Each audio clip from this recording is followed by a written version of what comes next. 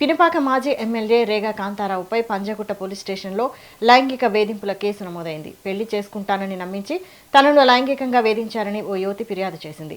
ఉద్యోగం, ఇంటర్వ్యూ పేరుతో పిలిపించి ఆ తర్వాత పెళ్లి పేరుతో నమ్మబలికి లొంగదీసుకున్నారని ఆరోపించింది. తనకు తెలియకుండా వీడియోలు కూడా చిత్రీకరించారని ఫిర్యాదులో పేర్కొంది. రియల్ ఎస్టేట్ పెట్టుబడుల పేరుతో డబ్బు తీసుకున్నారని, తన స్నేహితురాలిని కూడా వేధించారని ఆరోపించింది. ఈ ఫిర్యాదు ఆధారంగా పోలీసులు బిఎన్ఎస్ సెక్షన్ 69-351-2తో పాటు సంబంధిత ఇతర నిబంధనల కింద కేసు నమోదు చేసి దర్యాప్తు ప్రారంభించారు.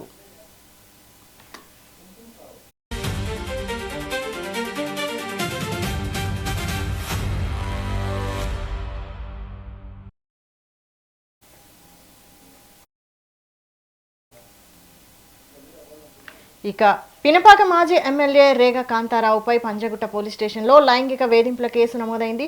దీనికి సంబంధించి మరిన్ని అప్డేట్స్ మా ప్రతినిధి శివ అందిస్తారు. శివ,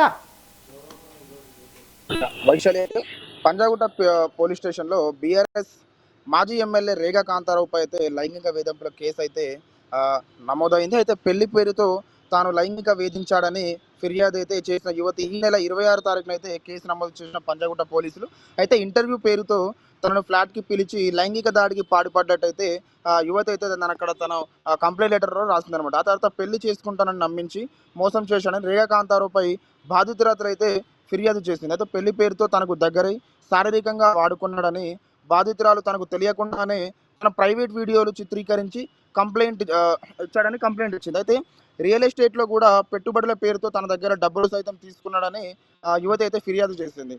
తన ఫోన్ యాక్సెస్ చేసి తన స్నేహితురాలని సైతం ఇదే రీతిలో మోసం చేసడానికి ట్రై చేసినట్టు కూడా తనైతే ఫిర్యాదు చేసింది. అయితే రేగా కాంతారావు అయితే పంజాగుట్ట పోలీస్ స్టేషన్లో బిఎన్ఎస్ సెక్షన్ 69తో పాటు 351 క్లాస్ 2 సెక్షన్ల కింద అయితే కేసును అయితే నమోదు చేశారు.